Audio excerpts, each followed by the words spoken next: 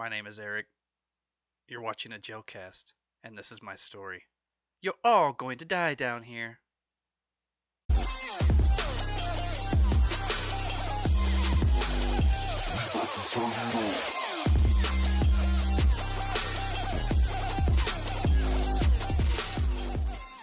So basically, at this point in the Resident Evil series, we are now in the sixth installment. So at this point, you know what you're going to be getting when you buy a ticket to see Resident Evil: The Final Chapter.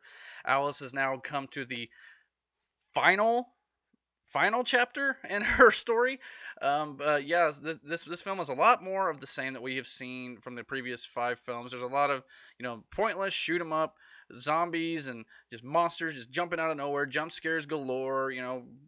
Loud noises just to get you jumping in your seat, and all that sort of good fun here. And obviously the action is really cool.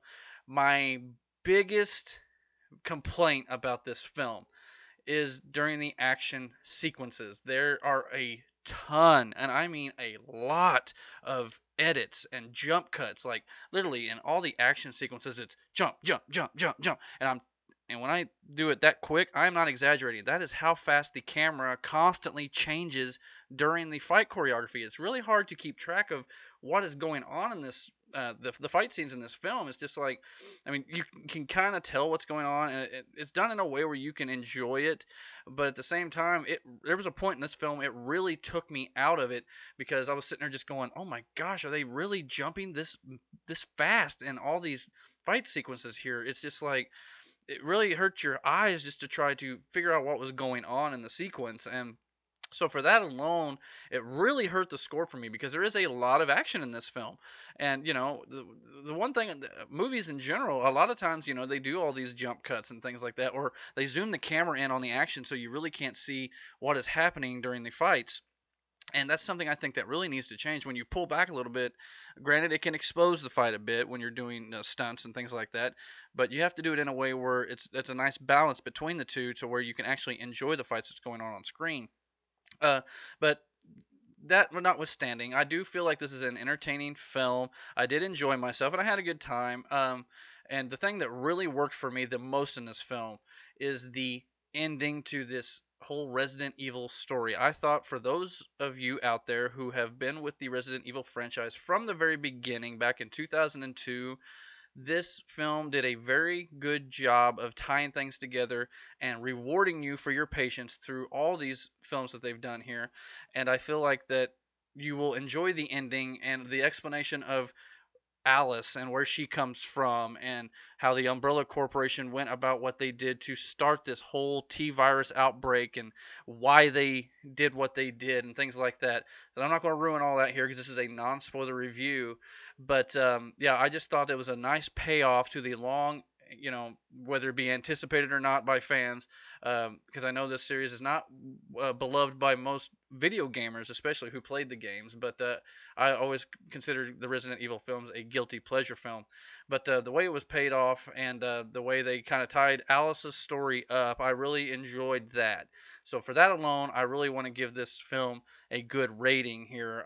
It has its problems. It's a little slow in the beginning, and obviously a lot of the times some of the action that happens is just kind of needless. It's just like, oh, well, it's been about 10 minutes since the last action sequence, so let's throw another one in there real quick so people don't get bored.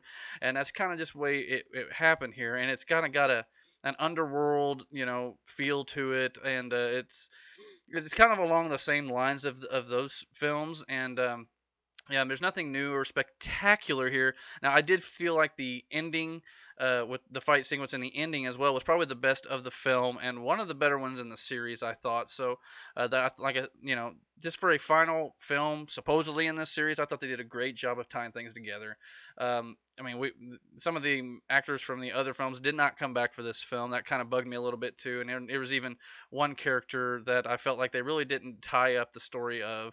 But who knows? They may still make another film in this series. They kind of left it a little open ended and a little bit ambiguous.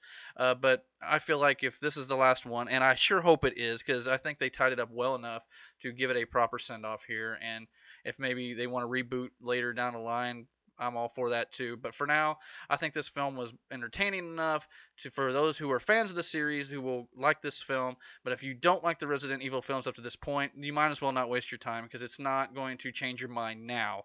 But for those of you who have been patient, I think it's well worth the payoff in the end. So I hope you go check it out. So even though it had its issues here and there, I did enjoy myself at the theater. I'm going to give this movie a 6 out of 10, and I hope you go check it out. Resident Evil, the final chapter is in theaters now.